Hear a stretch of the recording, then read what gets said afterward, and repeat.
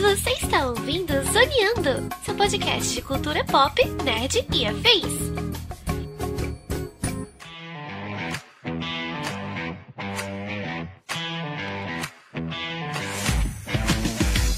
E começa mais um Zoneando Podcast, o seu podcast sobre cultura pop, nerd e afins, meus amigos. E aqui, hosteando este programa, aquele que também ficaria puto da vida se alguém roubasse as minhas cebolas, estou eu, Thiago Almeida. Juntamente comigo ela que com certeza não tem psicológico para trabalhar com a faca na mão em um ambiente tão caótico, Melissa Andrade.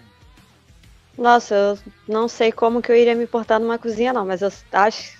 talvez eu jogue uma panela quente em cima de alguém, ou pelo menos no chão, perto do pé. Aquela cozinha tu não duraria um dia, Melissa. Não, certamente não. E fechando a mesa de hoje, ele que eu considero o maior risoteiro do meu Twitter e que certamente não teria reação nenhuma se alguém tentasse sabotar o purê de batata dele, Caio Hansen. E aí, pessoal, ó, eu só faço muito risoto por um único motivo. Risoto não se requenta. Dá pra fazer um bolinho chamado arancine, que é maravilhoso. Então eu faço um risoto pra comer a sobra, o bolinho. É por isso. Caio é quase uma nona italiana. É. Cara, eu tô mergulhei na culinária italiana aí, eu tô curtindo, bom, cara. É bom. É maneiro, cheio de técnicazinha. Não, culinária e é tudo italiana. muito umami, tudo muito saboroso. Nossa, eu tô italianaço. E massa, né? Massa, Eu tô esperando quando que vai ter um convite pra comer, sabe, Thiago? Porque eu já cobrei lá, ele fica, ai, eu não sei, eu não cozinho tão bem Eu falo assim. pra todo mundo que eu tô aprendendo ainda. Malandro esse. É que o arroz arbóreo tá muito caro, não dá pra chamar ninguém. Pô, mas tá Faz com carbonizado. E fala, é um arbóreo diferente. Pois é, meus amigos, estamos aqui reunidos esta semana para falar de comida também, porque vamos falar da primeira temporada de The Bear, o Urso, série original do Hulu, que está disponível aqui no Brasil pelo Star Plus, né? Que traz um ambiente de cozinha extremamente caótico, divertido, dramático, tudo junto nessa mistura, nesse mise en place de ambiente completamente desesperador. É sobre isso que vamos falar no programa de hoje, portanto, sem mais delongas, e vamos ao cast. Gente, The Bear, né? Série que se destacou demais aí no último ano, né? Ela é de junho de 2022, ganhou muito no boca a boca porque ela não traz assim nenhum grande ator de grande destaque, né? Apesar do Jeremy Allen ser um cara que já fez outras coisas, enfim, mas não é um cara tão estourado. O próprio criador e quem dirige boa parte dos episódios, que é o Christopher Storer, não é um cara também muito estourado, né? Ele fez algumas coisas ali para Netflix, da própria Hulu. Ele tem aí mais ou menos uns 10 anos, né? Uma década já de produção, mas também assim, não é um grande nome, mas que vem se destacando, e é uma série que ganhou muito, muito no boca a boca, e é uma série que é até difícil da gente recomendar, né? Eu lembro que quando eu falei pro Caio, eu falei, Caio, você já viu o Urso? Ele, não, mas fala. Eu acho que, se muito não me engano, fui eu que indiquei pra você, não foi não, Thiago? Você me indicou, pelo que eu me lembro, o Mel disse, olha, se você gosta de cozinha, gosta de pesadelo a minha indicação cozinha, Masterchef, foi exatamente essa. Eu indiquei a série para alguns amigos que eu sei que curtem coisas de culinária e tal. E aí eu assisti. Eu tô aqui tentando lembrar, o Thiago tá falando boca a boca, eu tô aqui tentando lembrar aonde que eu me despertou o interesse de assistir a série. Eu acho que eu vi alguma coisa no Twitter, provavelmente. Mas assim, o Twitter é de fora, né? Alguém comentando e falando sobre a série. Uhum. Se eu muito não me... Ah, lembrei. Sabe quem que eu vi? Uma pessoa que eu sigo, desde que, inclusive, a gente já gravou o podcast sobre uma produção dessa pessoa. Gravamos 2 temporadas, porque teve 2 temporadas. Uhum. Que foi o senhor Kjell Rodari Cocker, que nada mais é do que o criador de Luke Cage, né? Eu sigo ele no Twitter e ele tweetou falando sobre a série. Eu gosto muito dos tweets dele, eu sempre interajo e tal, ele geralmente responde. Aí eu fui ver a série, quando eu vi o primeiro episódio, eu só vi o primeiro episódio. E aí eu saí recomendando pra um monte de gente. Eu falei, olha, se você gosta de cozinha, se você gosta de coisa de frenético, com comida e tal, só assiste. Não vê nada, e o que eu mais indiquei pra galera foi não ver trailer. Porque uma coisa que eu reparei depois que eu assisti a série, que eu por um acaso fui ver o trailer entrega muito, muito. E não vale a pena, não vale a pena. Você fica com uma outra percepção se você assiste o trailer antes de você ver a série. Uhum. E aí eu lembro quando eu falei pro Thiago, eu falei, só vai assistir, vê pelo menos o primeiro episódio, não vê o trailer, só assiste. É verdade. E aí eu indiquei pro Caio, e o Caio me perguntou exatamente a mesma coisa. Mas fala do quê? Eu falei, mano, a mesma coisa que a Mel me falou, tu gosta de cozinha? Então assiste que você vai se amarrar. Não, e não é foi difícil. bem assim, não. Foi. Eu já tinha ouvido, assim, todos os veículos de séries, os canais e tal, falavam dessa a série do ano, não sei o quê. E como sempre, eu botei na minha listinha, mas é que negócio. A gente faz tanto conteúdo de videogame, Marvel, não sei o quê, ela vai ficando pra quando dá, né? E aí você falou, pô, vou gravar. Já vi, eu falei, pô, tá na minha lista. Eu sei que é de comida, né? Mas eu sei que também que ela é frenética, tem trilha sonora maneira. Mas só isso aí você vê porque tu vai gostar. E aí eu aproveitei essa oportunidade pra ver e assim, foi numa lapada só, cara. Que série incrível. Exatamente. Não, e bom que ela é curta também, né? Sim. Então dá pra você ver. Nesse ponto, a gente pode agradecer a greve dos roteiristas lá de 2017, né? 2018, porque foi graças a essa greve aí que todas as séries foram enxugadas. E aí tem uma leva dessa. Do tipo, e tá rolando outra agora, não tá? Tá rolando outra greve. Tá rolando. Tem Eu lembro que 2-3 meses. Na 4ª temporada de Lost teve greve. De vira e mexe eles fazem. Foi essa grande greve, né? Não, Lost, a 4ª temporada é 2006, 2000 Mas não. A última foi em 2012, se eu não me engano. Vira e mexe tem quase então, é a cada 10 anos. anos. Por que é a cada 10 anos? Porque é o tempo do contrato. E aí, quando o contrato dos unions, né, dos sindicatos terminam, e aí o sindicato dos roteiristas terminou agora em abril, se eu não me engano, março, abril. E aí eles estavam naquela, olha, pra gente renovar, a gente tem essas exigências. E aí eles mandaram as exigências para os estúdios. Os estúdios não quiseram aceitar, obviamente, porque uma das grandes exigências que a gente, inclusive, eu acho que inclusive a gente pode fazer até um podcast falando sobre isso, porque tem assunto pra gente falar sobre isso, a greve dos roteiristas e tal. E que segurem os seus forninhos, porque a WGA, que é o Writers Guild America, que tá, e o SGA também deve aderir. E o SGA é os Actors Guild, né? É tipo o sindicato dos atores. E o sindicato dos atores, se aderirem à greve, aí parou geral. Sim. Mas eles pararam porque uma das grandes exigências é a regulamentação de IA, e os estúdios não querem, porque eles querem, obviamente, baratear a mão de obra. Lógico. Uma das coisas que os estúdios estão procurando enfiar goela abaixo é fazer a argumentação de roteiro pela IA e contratar os roteiristas pagando muito mais barato para eles organizarem, rearrumarem aí essa argumentação feita pela IA. E, obviamente, os roteiristas não querem. E como a gente estava falando do James Gunn mais cedo, a galera do WGA tá bem chateada, porque o James Gunn, como roteirista e como pessoa que trabalha na indústria e que vira e mexe fala que tá escrevendo coisa e tal, ele não se pronunciou a favor da greve ainda. E Virou a galera patrão, tá né? meio... James Gunn é patrão Exatamente. Agora, e a galera tá cobrando, meio que cobrando, porque tem vários atores lá no meio. Mas assim, uma galera de peso mesmo, que aderiu e tá lá no meio. Não é só galera de escrita, não. Os produtores de Ted Lasso, que é uma puta de uma série, tava lá no meio.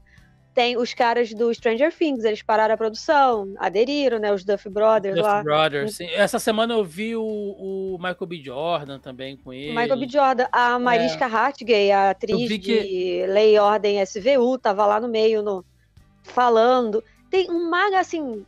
Gente, tem uma galera... Eu tenho acompanhado, eu tenho seguido todas essas contas, eu tenho visto todos os vídeos, tenho acompanhado, assim, tudo. E tá perigando os atores entrarem em greve também, porque tá em votação no momento, né? E tá complicado. Eu vi ele zoando a atriz da Wandinha, porque ela falou que reescrevia algumas partes dos textos. Aí, pessoal, vem cá, entra aqui na nossa... Vem pra greve, já que você reescreve tudo. Não, gente, o melhor da greve são as placas. As placas... A gente pode até falar sobre isso, que eu acho que é importante, até pra galera entender realmente a função de um roteirista, que não é só escrever, né? Basicamente mas a importância dele como um todo, ali no desenvolvimento e o que essas greves causam para a indústria. Fica aí, então, de repente, uma indicação. Se a galera quiser, a gente pode gravar isso mais para frente. Mas vamos lá, TBR. Né? Se a gente fosse indicar, a gente pode dizer que é uma série que mostra a história de um chefe de cozinha, né? Um chefe renomado de cozinha, ali, Michelin, que ele assume... Fenômeno, que ele é jovem. Sim, exatamente. E ele larga tudo para assumir um restaurante mequetrefe, né, uma espelunca, um pulgueiro de família, depois que o irmão dele se suicida, né? Em Chicago. Em Chicago, ali. É um restaurante familiar, né, antigaço, especializado em comida familiar, né? Aquela coisa de espaguete, né? Eles estão praticamente ali dentro daquela região italo-americana, né? Então serve muito para esse tipo de público. Mas antes de falar da série especificamente, que a gente vai falar muito de comida aqui hoje, tenho certeza, eu queria que vocês me falassem a relação de vocês com comida. Por quê? Né? Nós três aqui, acho que quem já acompanha a gente há algum tempo, quem acompanha o Caio também nas redes sociais, enfim, e vira e mexe a gente está falando sobre comida, né? E é uma coisa que agrada muito, não só de comer, logicamente, todos nós gostamos, mas de fazer ou estudar, conhecer, né, conversar sobre. Eu queria saber a influência da comida, como vocês tratam a comida no dia a dia de vocês. Caio Hansen, nosso digníssimo convidado, eu sei que você é um cara muito gastronômico, né, sommelier aí de... Extremamente amador, que eu sou. Curioso. E, gente, vocês estão ouvindo isso, é tudo desculpa, porque ele não quer convidar a gente para comer, tá? Já vou logo deixando claro. Só Tem isso. Que fazer um dia eu e o Thiago cozinhar pro pessoal. Fazer um encontro Zona E de fim de ano. Aí vamos. A ceia de Natal Festa da firma. A festa da firma, é isso. Cara, comida pra mim é um negócio muito louco, porque eu era uma criança muito chata pra comer, que não gostava de nada. E um belo dia descobri comida, assim. E sempre me fui fascinado por querer fazer a comida. Eu cresci criado pela minha avó, meus pais trabalhavam muito. E, pra me distrair, eu via de tudo na TV. Muito programa da Ofélia. Quem lembra da Ofélia aí? Muito programa de culinária, minha avó via o dia inteiro, assim. E me fascinava tudo aquilo ali. E aquilo foi ficando no meu subconsciente, guardado, assim. Minha mãe é muito ciumenta com comida, assim, igual a minha. Aqui em casa quem cozinha sou eu e eu sou chato. A cozinha é minha aqui. Minha mãe era assim, então eu não cozinhava. Um dia que eu saí de casa, precisei cozinhar, e aí eu me realizei, né, cara? Comecei a experimentar muita coisa. E não fiquei no tempero da mãe, não, que minha mãe é muito feijão com arroz, assim, no sentido de não arriscar, e eu comecei a querer provar coisas diferentes. Meu tempero é como... Cara, basicamente, hoje em dia, eu transformei videogame, cultura pop em trabalho. Mas comida não, e música também não. Quando eu não tô estudando para gravar alguma coisa, jogando jogo, olhando um gibi, vendo filme, eu tô assistindo programa de culinária ou algum review de disco. Então, assim, meus hobbies de diversão são comida e música. E às vezes eu misturo os dois. E pra mim, assim, sexta-feira, depois daquela semana estressante, a coisa que eu faço, eu me desligo de tudo. É o único dia que 6 horas da tarde eu não vou continuar trabalhando de tarde. Eu boto um som, boto um vinil, boto o celular no Spotify, boto alguma coisa e vou fazer uma coisa diferente. Que eu já fico planejando assim, eu quero fazer. E aí eu tô nessa fase tal. Então, assim, e é terapêutico pra mim. É muito impressionante, é muito terapêutico. Me faz muito bem. E é assim, agora eu vou ver aquele papo chato, clichê, mas é alquimia essa parada, saca? Sim. É alquimia. Tu pegar um pozinho ruim, tipo um curry, que você bota na língua, é horrível, mas você mistura ali com aquele negócio lá e com aquilo outro, e você cria. Cara, é bagulho surreal, assim. Cozinhar é uma... E é engraçado, pra mim, as duas magias que os seres humanos fazem: música e comida. É verdade. É mágica que a gente faz. Pô, imagina um cara que você pega uma música que te emociona. Um cara sentou e compôs aquilo. aquele prato que te deixa, meu Deus, que delícia, um cara chegou e fez aquilo. Então, assim, é impressionante. Eu já decidi, já pensei, vou estudar culinária, vou abrir uma lanchonete, uma hamburgueria, um restaurante. Não desisti, cara. Não vou transformar essas coisas em trabalho nunca, assim. Vai ser... A gente tem essa mania, na verdade, né? Tudo quando a gente gosta muito de alguma coisa, a gente tem essa péssima mania de querer monetizar a parada. E massificar aquilo ali. E tem coisas que faça o que gosta e não trabalhe nunca. Essa frase. Mas ridícula. É bem isso. Você não consegue mais voltar com aquilo ali para um lazer, por exemplo, né? Porque você acaba enxergando como um trabalho, de fato vira um trabalho, né? E aí você não consegue mais desver aquilo ali. Mas assim como o Caio, não é que eu sou chata para comer. Eu tenho um problema de estômago. Então, eu queria não ser chata para comer, porque eu gosto muito de comer. Mas, infelizmente, eu não posso comer de tudo porque eu passo mal. Eu passo real mal, fico muito mal. Pressão sobe, enfim.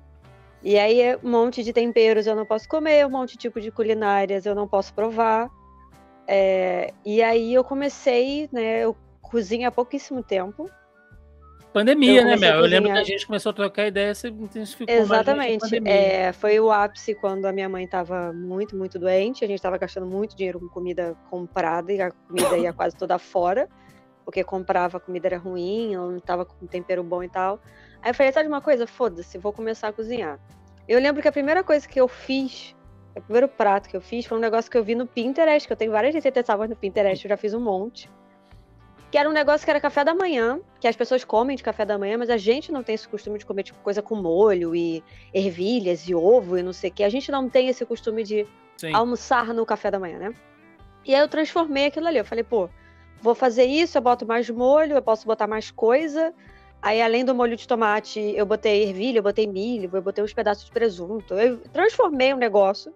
Falei, a gente faz um arroz... um café inglês, exatamente. É basicamente um café inglês. Aí eu falei, vou fazer isso aqui, porque meu pai adora ovo, minha mãe ama ovo.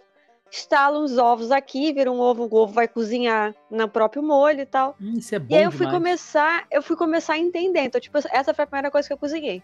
Mas eu confesso que eu gosto de patisserie. Eu gosto de fazer doce. Sempre gostei. Porque eu acho que doce... Aí, Thiago. Deus me livre, eu não gosto. Eu adoro, sabe por quê? Porque doce é um negócio, porque assim, não, é magia. Eu sei cozinhar, é magia, eu sei cozinhar, mas assim, eu, por exemplo, eu tava com vontade de comer farofa. Fui fazer uma farofa ontem, ontem a farofa deu certo. Antes de ontem, eu não sei o que aconteceu, eu salguei a farofa.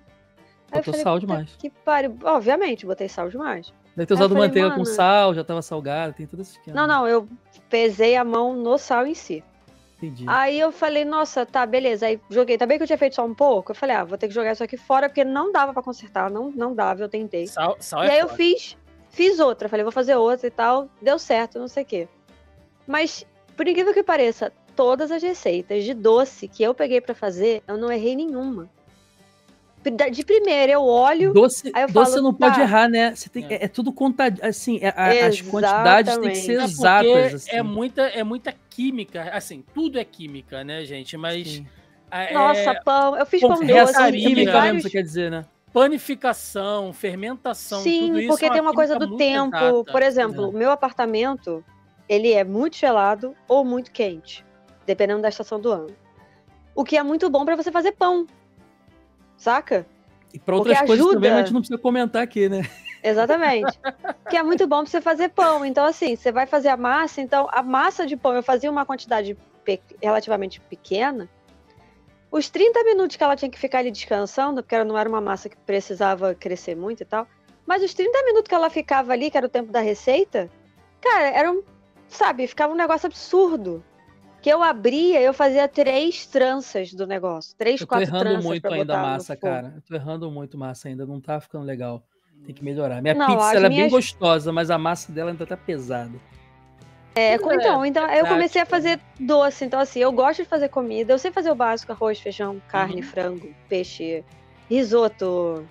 Eu gosto muito de fazer molho pesto, apesar de que meu pai reclama. Nossa, eu amo demais.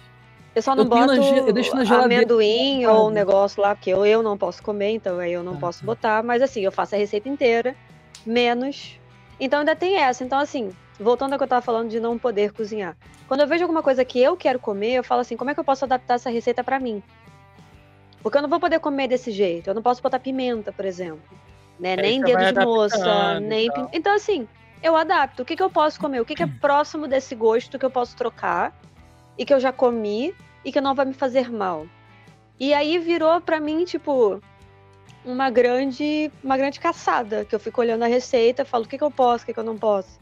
E aí meu leite não tem lactose, saca? Eu fico trocando as coisas, porque infelizmente eu não posso comer as mesmas coisas. Então, assim, pra mim, o interessante da cozinha é eu olhar e adaptar isso aqui. Agora eu tô numa dieta de engorda. E quando eu tô falando sério. Orientação da nutricionista, eu tenho que comer pelo menos entre 1.700 e 2.000 calorias por dia. Então, assim... Toma ali proteína, beça... e ela não passou suplemento alimentar, ela não quer suplemento alimentar ainda. Então é comida, então X conchas de arroz, de feijão, carne, sei lá quantas, 20.000 legumes. Tem gente que fala que dieta para emagrecer é difícil, realmente é. Mas para quem tem metabolismo acelerado, dieta pra emagrecer é muito difícil, cara. Não, então, o projeto ainda mais quem tem restrição, né? Exatamente, a prospecção eu acho que é setembro. Ela falou que, tipo, talvez alcance 50% do que eu preciso em setembro. Saca?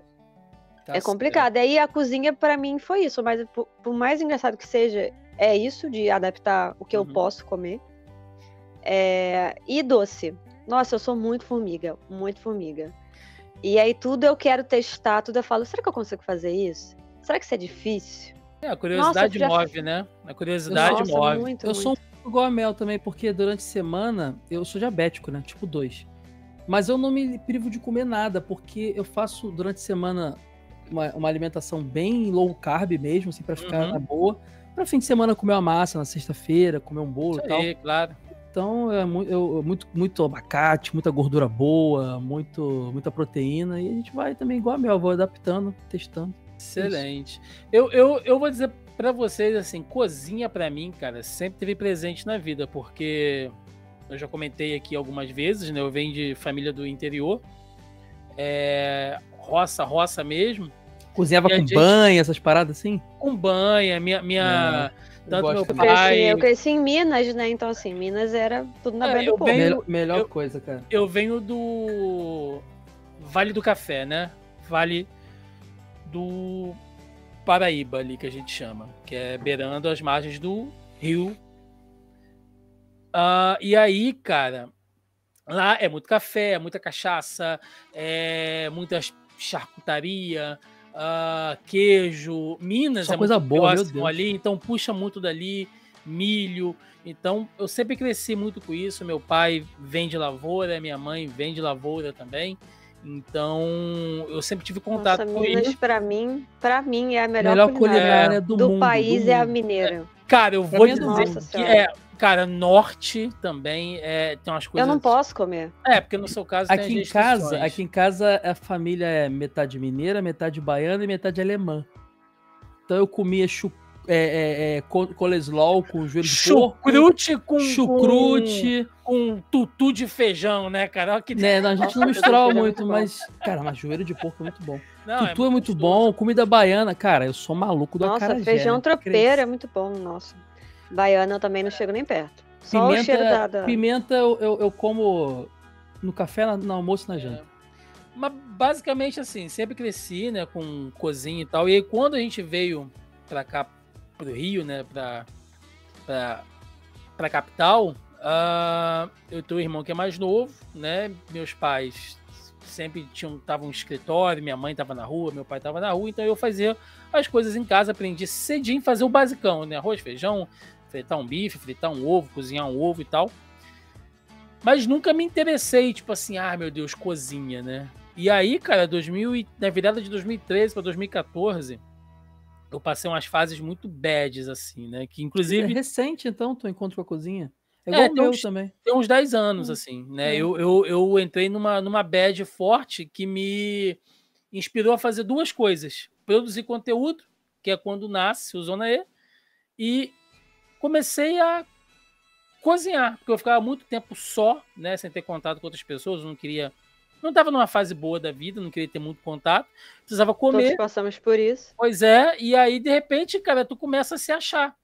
Né? Eu fui testando, fui gostando, então, porra, hoje, assim como o Caio, né, o meu tempo livre todo é ou filme, cinema, que é o que a gente produz conteúdo aqui, ou é comida, tem aqui livro, porque eu gosto muito dessa parte acadêmica, né, de você estudar, toda a parte química, realmente, da coisa, então eu sempre me interessei muito, gosto de comida italiana, adoro comida oriental, cara, aqui em casa tu abre aqui o armário, aqui é gergelim, molho de soja, missô, carezinho. Eu gosto tanto de carê, que eu tenho um podcast com esse nome. Sim, tanto que eu amo esse prato, cara. Ontem mesmo eu fiz aqui em casa um pote de óleo de gergelim, que eu acho muito caro, e aí eu faço o meu. Mas enfim, né? Por que a gente tá divagando aqui?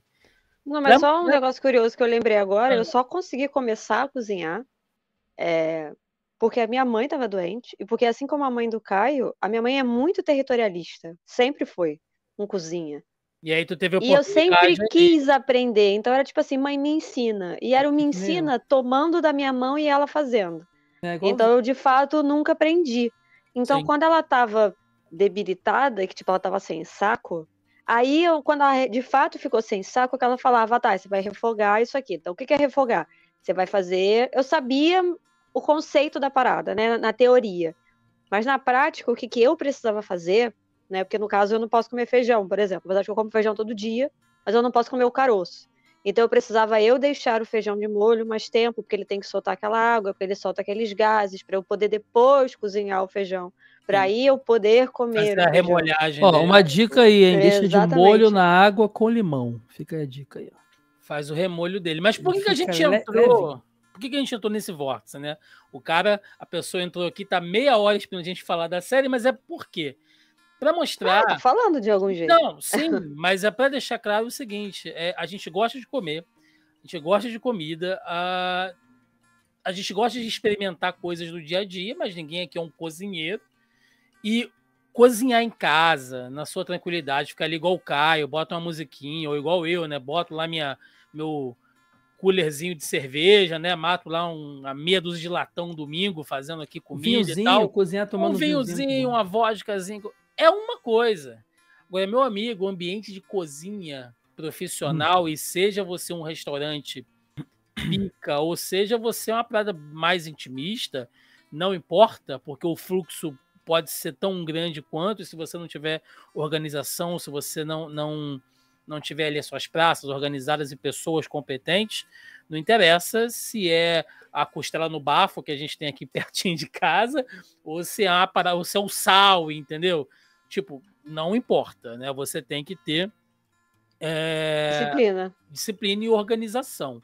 Eu já não vou chamar de estágio, porque não foi, mas eu já pude fazer uma colaboração ali de experimentação dentro de cozinha, e o bicho pega, assim, forte, tá? Assim, tem muito dessa mística, logicamente que muda de lugar para lugar, aquela coisa da cozinha francesa, de um tá se xingando, né? E tem chefe de cozinha mesmo. A gente, inclusive, vê alguns, nesses programas de culinária que a gente curte, alguns chefes falando que tem isso. Eu ia falar isso, cara. Mas hoje em dia diminuiu bastante essa política opressiva dentro de uma cozinha.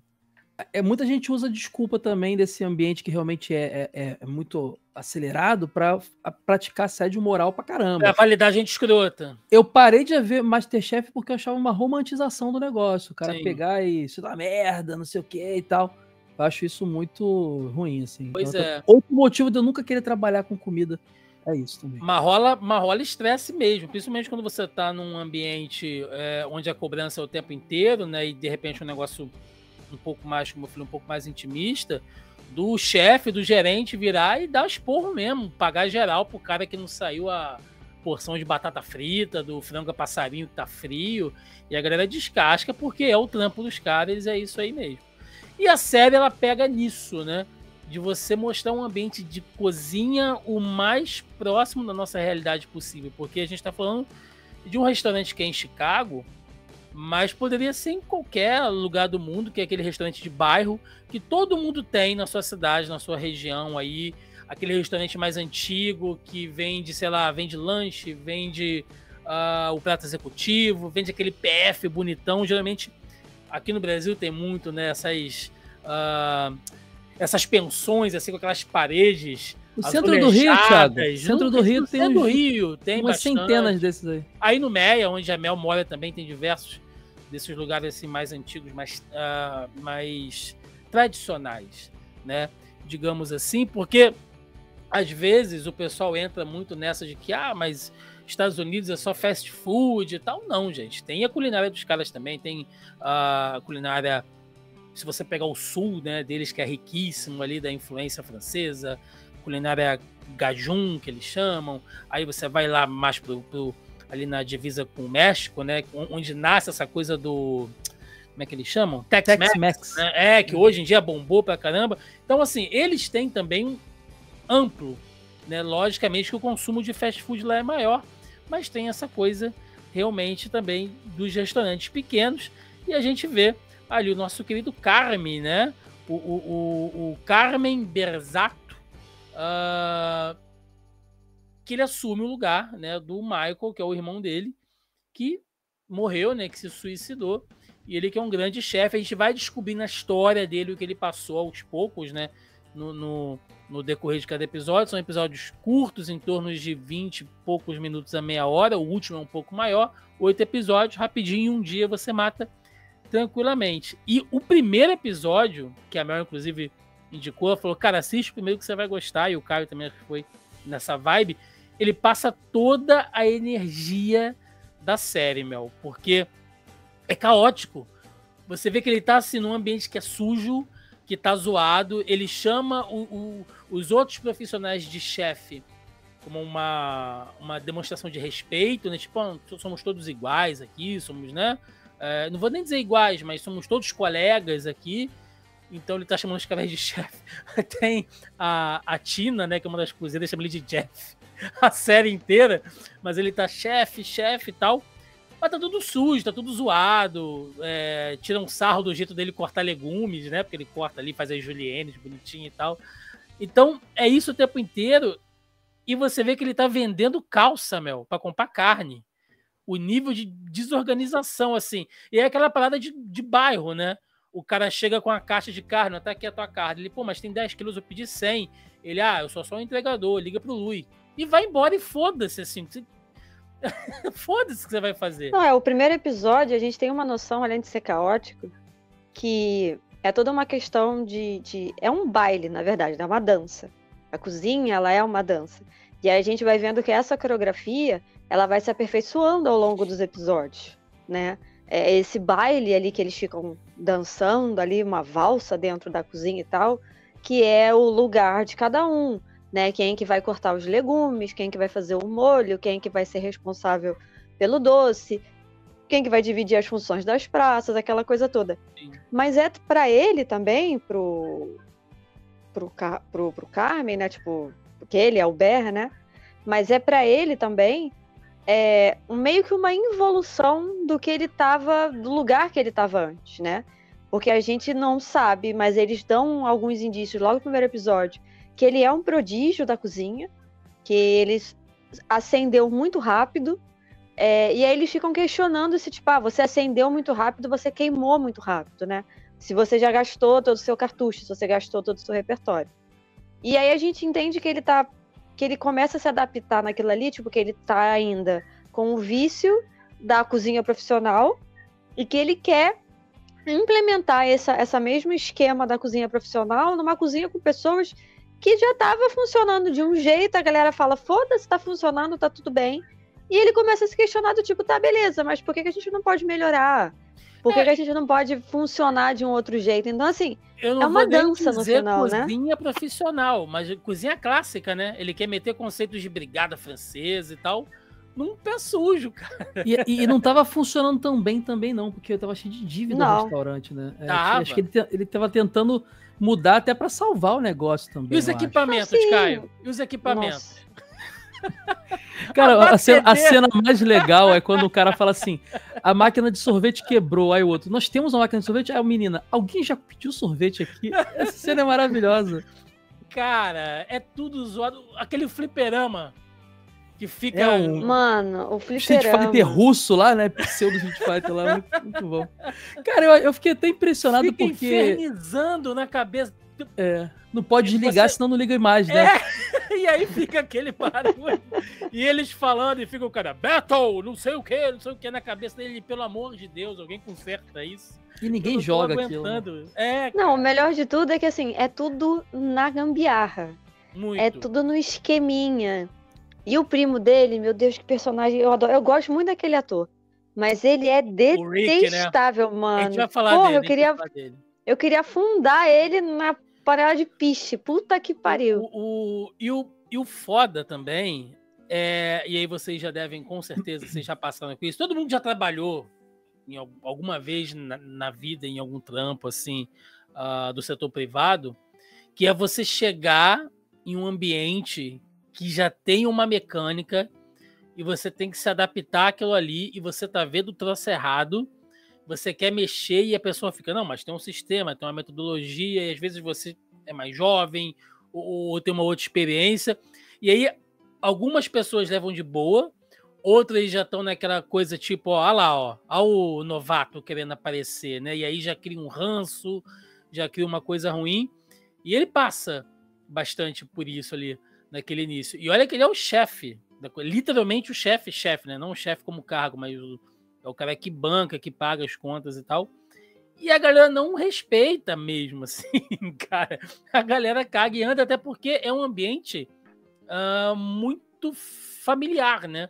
Aquelas pessoas que estão ali são da família, trabalham há anos dele, lá, trabalham há anos e tal. Então, é pior ainda. Quem já trabalhou em algum lugar que você chega, que tem família, aí, meu irmão, aí é... E tem aquele sentimento, foda. Thiago, de tipo, chega o cara mais engomadinho, que sabe de tudo, e vai perceber que eu não sou tão bom assim, bate aquela insegurança, sabe? Você não quer que saia, porque vocês vão perceber, vão me substituir por alguém melhor, então deixa eu atrapalhar, deixa eu sabe? É um sentimento bem genuíno. E tem um lance também da morte do irmão, né? Que era toda o chefe pressão original, emocional, né? Toda a pressão emocional. E a galera meio que não entende, sabe? Do tipo, porra, por que você não tava aqui antes? Por que você não veio antes? Seu irmão morreu, não sei o que, agora você quer pagar de fodão, você tá vindo pra cá. Então, assim, tem aquele lance também, não é bem uma rixa, mas é como se fosse uma vingancinha da galera do tipo, se você entende tanto, tu já deveria estar aqui antes, sabe? Você já deveria ter resolvido isso aqui. Foi preciso teu irmão morrer pra você voltar pra cá? Sim. É porque ele só para o pessoal entender, quem não viu, ele é prodígio, como o Thiago falou, e ele meio que rodou vários restaurantes, assim. Ele trabalhou no melhor restaurante do mundo, que eles dizem, que fica lá. Nova York, né? E ele era o chefe dessa parada, então ele meio que rodou aí para se tornar o que se tornou. Enquanto o irmão ficou lá na lanchonete, né? No restaurante familiar lá. Sim. É o The Real Beef, que eu acho assim, exatamente. Que eu, inclusive, tô vendo camisa pra comprar, cara. Mas é muito bom. E já que o Caio citou, né? Vamos falar do Beef, que é o restaurante em si, que é um personagem. Eu considero o restaurante um personagem, porque aos poucos você passa a conhecer cada cômodo, né? Tal qual a Ilha de Lost é o personagem protagonista da série. E tal como a Ilha de Lost, ela traz um certo desespero, você tem aquela cozinha principal, que tem aquela ilha ali no meio, onde você divide, ou teoricamente você teria que dividir ali as praças, né? Você tem a área externa, você tem a área do salão, que tem um bar, que tem as cadeiras, tem um fliperama, né? Aí depois você tem um entroncamento de salas. Você tem a sala de confeitaria, que vira um laboratório de química depois, com a batedeira de 1850. Que no início era só um lance de pães ali. Ele só fazia pão e bolo. O personagem que a gente vai falar já, ele é o cara dos pães e depois ele vai enveredando pra ser exatamente. Aí você tem o banheiro, né? Tem a sala do Carme, que parece ser uma sala de passagem, a sala do chefe. Parece meu escritório aqui, ó, todo de coisa colado na parede, só que é uma tudo sujo. Só que ela é uma sala, Caio, que ela é de passagem para um outro lugar. Então as pessoas ficam passando por dentro da sala dele. Olha que loucura. Ele tá trabalhando e às vezes ele tá estressadão assim, aí passa alguém com a bandeja na frente dele, que fica, mano, o cara não tem um sossego assim, sabe? E aquela monte de papel. Porra, uma zona, cara. E aí, bilhetinho. E aí você fica, esse filho da puta não vai abrir esse bilhete, ele não vai olhar esse negócio. E ele vai entendendo aos poucos, assim, o que tá funcionando o lugar, entendeu? O lugar mais organizado, por incrível que pareça, é a sala de higienização, que eles chamam, né? Que é onde lava os pratos. Que é onde tem aquele latino, né? E aquele outro rapaz que eles estão lavando ali. Se você olhar, ele sempre tá muito arrumado. Né? Tá sempre muito arrumadinho ali. Tem o freezer fora também. Isso... O freezer tem boas cenas no freezer ali.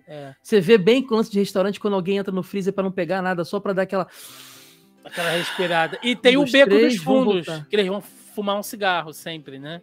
E o primo vai vender droga também. E o primo vai vender. O primo vende droga lá, eles fazem... Tem uma situação que fica sem energia elétrica no lugar. Cara, a menina tem a sacada de fazer uma churrasqueira lá de fora e vender sanduíche. Então, realmente... É complicado. E aí eles usam de fato o terreno inteiro pra tudo, assim. Eles aproveitam aquele terreno. E aí detalhe, tem a calçada onde tem briga de gangue. Sim. Atiram no vidro assim, do restaurante. A lanchonete fica num lugar meio de quebrada. Tem que se citar isso, assim. Não é... é lugar de quebrada mesmo, assim. A gente percebe... Não, e tem duas entradas, né? Tem duas coisas que a gente não... que o Thiago falou, mas são duas entradas. Você tem a entrada do salão, que tem o fliperama, e você tem uma outra entrada que é tipo um açougue. Que é como se fosse um lugar de venda que é menor, que é de fato a fachada principal da loja, que é onde rolam todas as conversas, que é onde a fiscal sanitária vai, que é onde aquele ator, o Oliver Platt, vai para tentar comprar o lugar. Tudo isso acontece nessa fachada principal. Porque o salão em si é tipo meio lateral fundo já. Da loja, isso, né? Lembrei, os caras foram... Essa parte da fiscal tinha um buraco perto do fogão. Os caras meteram papel com fita adesiva. E tinha uma saída de gás inativada lá, mas mal inativada, né? Mal desativada. Então, assim, para fita, Caio, para fechar pra escapar o gás. Exatamente. É caótico. Não, e ele lá numa bolha, não, beleza, o que precisa e tal? Aí o outro quanto que você quer? Cadê o fulano?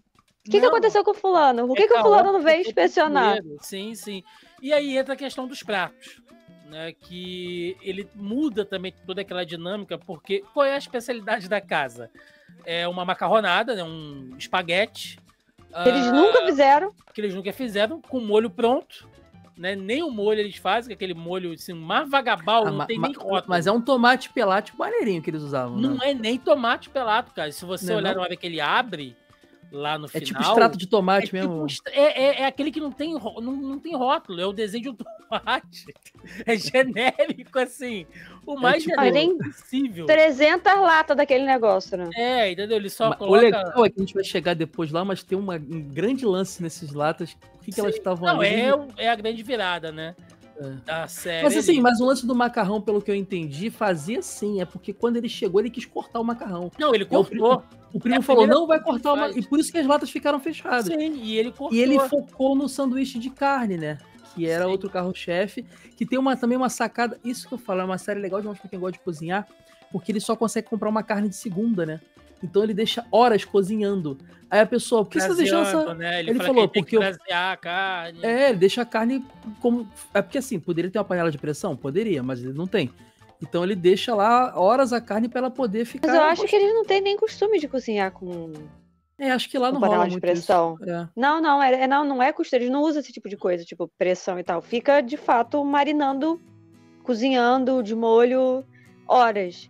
Acho que o negócio de panela de pressão é o rolê do Brasil só. Eles não têm panela de pressão. Panela de pressão e chuveiro a gás, chuveiro elétrico é coisa da gente que eles acham perigosíssimo. Como assim vocês... O que não deixa de ser, né, cara, de certa maneira, se a gente pensar. Mas, inclusive, aquele sanduíche, assim como aquele do filme Chef, pra quem já assistiu. Não vi também até hoje. Não viu? Nossa, Caio. Thiago, o que você convidou ele? Como que ele não viu esse filme? É porque eu tenho 3 podcasts, eu tenho que jogar, ver coisa e ler coisa pra poder gravar. Olha, a gente abriu o nosso podcast de culinária de comida, amadora, aí eu vou ver tudo. Mas, ó, parece aquele sanduíche da Filadélfia tradicional, não parece? Que é de carnezinha desfiada? Então, mas ele tem alguma coisa? Mas ele tem um nome específico, né? Ele é o tal do sanduíche Italian Style, né? Que é o sanduíche de estilo italiano ali de Chicago mesmo. Que nada mais é do que uma carne, né? De panela, bife de panela por um longo tempo. Ele tem, como eu falei, ele faz um caldo, aí ele tem que brasear a carne naquele caldo, né? Que é o quê? Você cozinha ela numa imersão ali de caldo durante um bom tempo, até ela ficar macia, e ele bota uma jardineira, que é uma espécie de picles, digamos assim, só que é uma porrada de coisa, tomate, pepino, couve-flor, pimentão, né, que tem que ela fica apurando por 2 dias. Então só a jardineira você isso tem que deixar bom demais, ela cara. fermentando. Eu te passo a receita depois se você quiser. Ele deixa fermentando, pegando aquela acidez ali por 48 horas. Tanto é que no começo da série, para quem tiver para quem assistir de novo, ou estiver assistindo, repara que ele fala, isso tá no molho há 2 dias. Porque ele precisa curtir aquilo ali naquele vinagre, naquele azeite durante 48 horas para depois aplicar aquilo na carne e vai dentro do pão que eles fazem. Então, assim, é todo o processo do zero. Ele faz tudo. Que ele ensina o cara a técnica, né? Que o ponto era sempre seco. Ele falou, ó, bota uma bandeja d'água embaixo, que isso é uma técnica que a gente faz até carne, né? Faz costela e tal. Sim. É pra ter umidade no forno pra que a coisa que tá sendo assada não fique ressecada. E o cara fica impressionado. O Marcos, né? E ele não gosta, não me ensina a fazer o meu trabalho, né? E aí, quando ele vê que dá certo, ele, pô... Sempre tem. Não, ele entra numa onda, cara. Ele é um daqueles que meio que se apaixona pelo que o Carme traz. Ele entra na parte de ser rir de cabeça. E ele é um cara meio assim, tipo a gente, né? Que ele parece é um que artista. Tá cozinhando. Ele é um artista. Assim, o ator é o Lionel Boyce. Ele é daquele grupo Old Future, que saiu vários rappers aí. Aquele Frank Ocean, saiu o Tyler, The Creator. Ele é desse coletivo, né? Ele é rapper. E ele meio que faz um personagem parecido com o que ele é. Ele é um cara da música, assim, dá a entender, o cara da quebrada que aprendeu a fazer pão, arrumou um emprego ali, tipo, o primeiro emprego dele pra fazer pão ali tipo, porque era emprego. E ele vai se apaixonando pela parte de ser rico, cara. E é muito lindo ver a evolução dele, cara. Sim. E o Carme tá tentando instalar ali a coisa, né, para fazer funcionar do melhor jeito possível, apesar de todos os problemas do mundo e o primo dele, o Rick, jogar para trás o tempo inteiro, até a chegada... Me lembrou que o irmão dele que morreu era o cara que fez o Rick do The Walking Dead, não era o Rick o nome dele? Ah, não, o Rick era o outro. Não, era o outro. É o nosso querido John Bertal, né, o nosso querido justiceiro ali. E até que chega a Cid, né, a Cid, que vira uma sous-chefe dele depois, mas que é uma menina formada numa grande escola de gastronomia e tal. Também não faz o menor sentido aquela garota ali, você fica minha filha. Pelo amor de Deus. Ela quebrou, né, cara? Ela, assim como nós temos esse sonho aqui, ela montou, ela recém-formada, ela montou um buffet de festa e ela quebrou, ela faliu, ficou endividada. E lá tem esse lance do crédito, né, Caio? Que te fode, assim, você não consegue fazer nada. E ela entrou numa deprê ferrada. E ela comenta que aquela lanchonete era a favorita dela com o pai dela quando ela era jovem, né? Sim, mas além disso, enquanto ela estava estudando, ela fez um rolê, né, para provar um monte de prato, um monte de coisa, porque ela é a história, né? É a menina negra ali de classe média baixa, no máximo, e ela conseguiu estudar porque ela dirigia, tipo, para um Uber. Ela era motorista. Um Uber Eats da vida. E isso fez ela pagar a escola de gastronomia. E lá dentro, a galera topzona, ricaça e tal, falando, não, porque você comeu do chefe, não sei o quê, papapá. E ela, gente, eu nunca ouvi falar sobre essas pessoas, né? Então ela junta uma grana, faz um rolê gastronômico em vários restaurantes. E entre esses, ela vai lá onde o Carme estava em Nova York, que ele era o chefe picão, e ela diz que prova a melhor refeição da vida dela, né? Então ela também cria uma admiração por ele. Ela vai lá atrás dele. Vocês sentiram que ela foi pra lá pra trabalhar com ele? Foi, ela não deixa claro, ela fala que é o restaurante do pai dela e que ela tá falida, mas no fundo... Mas maluco, Caio, ela fala isso pro cara. Ela fala, eu vim aqui atrás de você. Ela fala pra ele mais uma vez, ela fala, eu vim atrás de você. Nossa, que ele questiona o tempo inteiro. Ele fala, você tem certeza? Olha, eu não sou chefe. Ele fala pra ela, eu não sou chefe, eu não tô aqui pra te ensinar, porque você já sabe, não sei o que lá.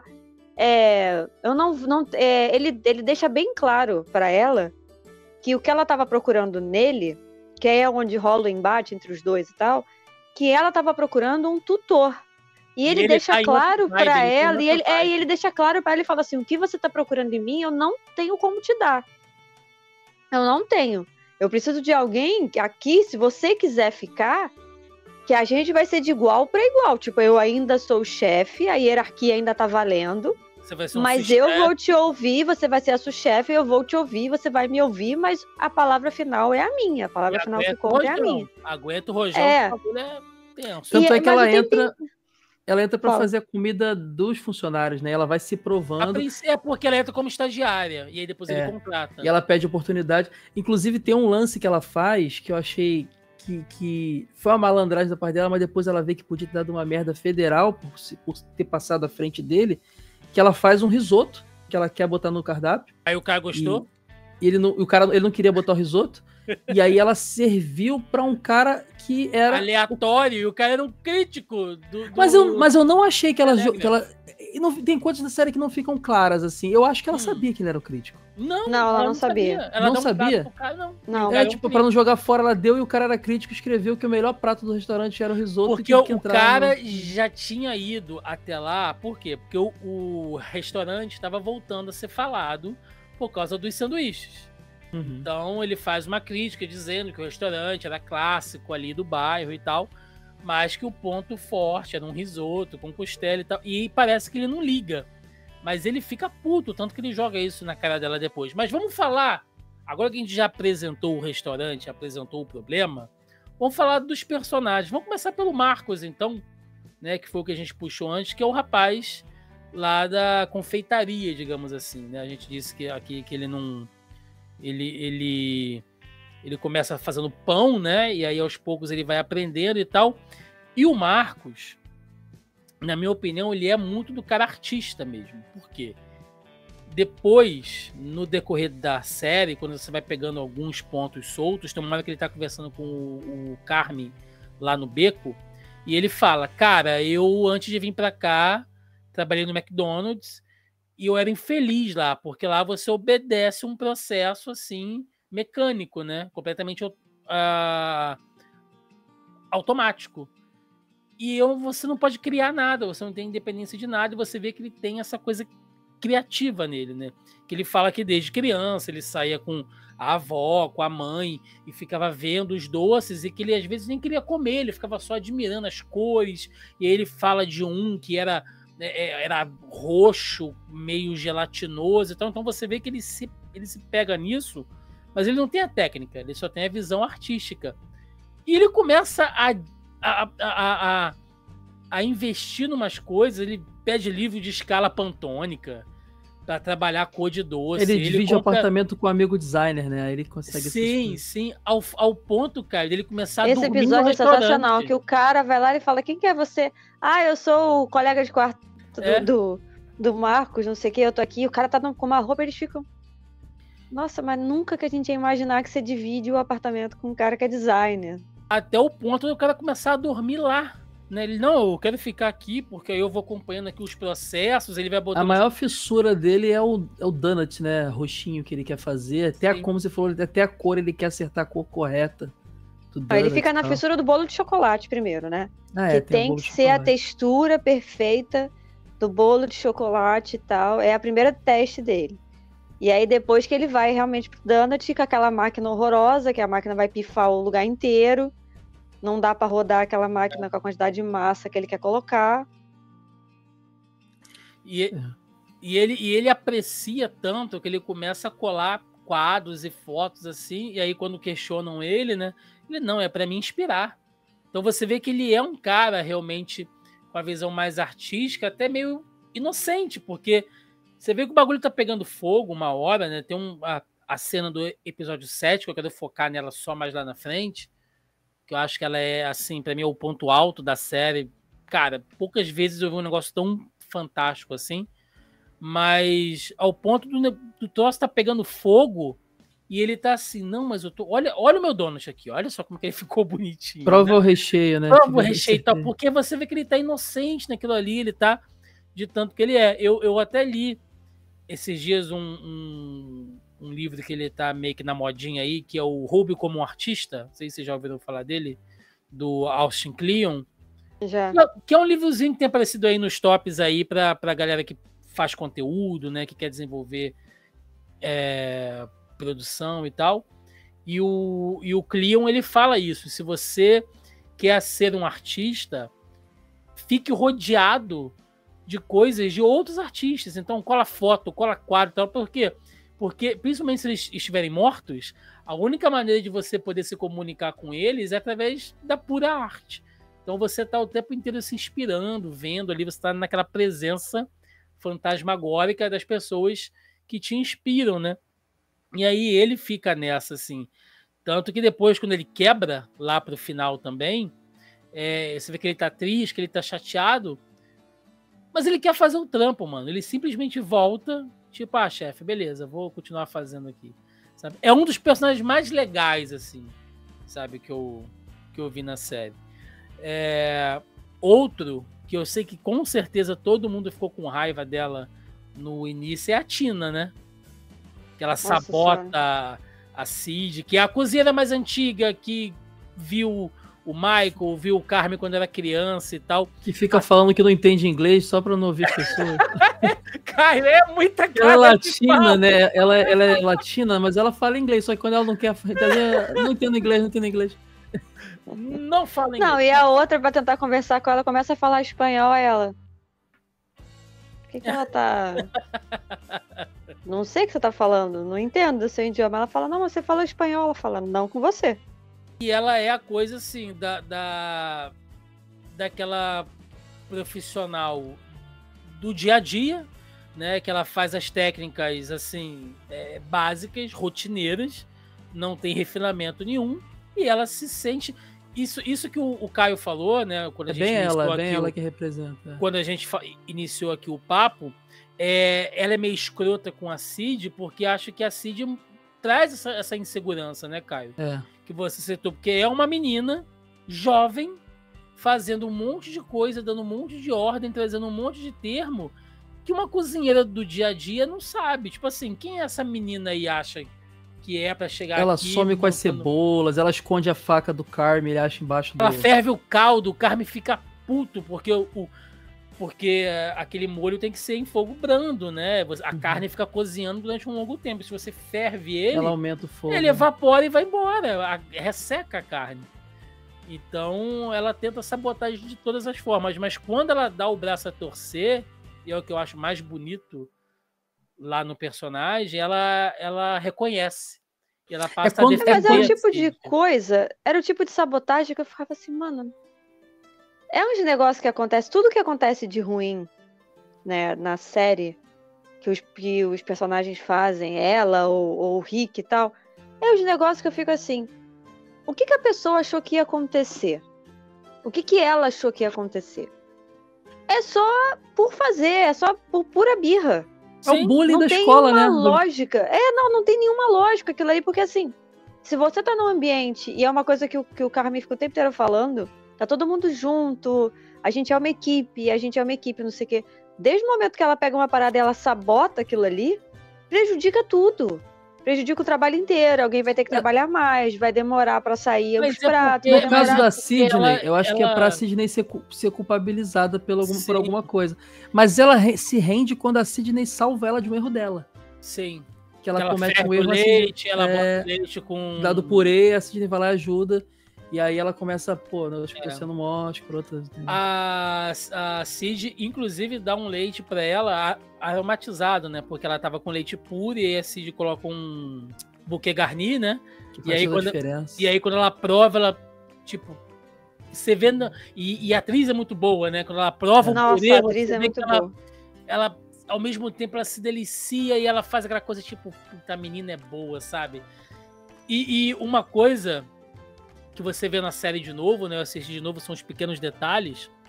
Até esse momento, a Tina usa um avental de plástico que tem um beijo, sabe? Ela fala, eu não vou usar esse avental azul ridículo. Vocês parecem fazer parte de uma seita, né? Um negócio.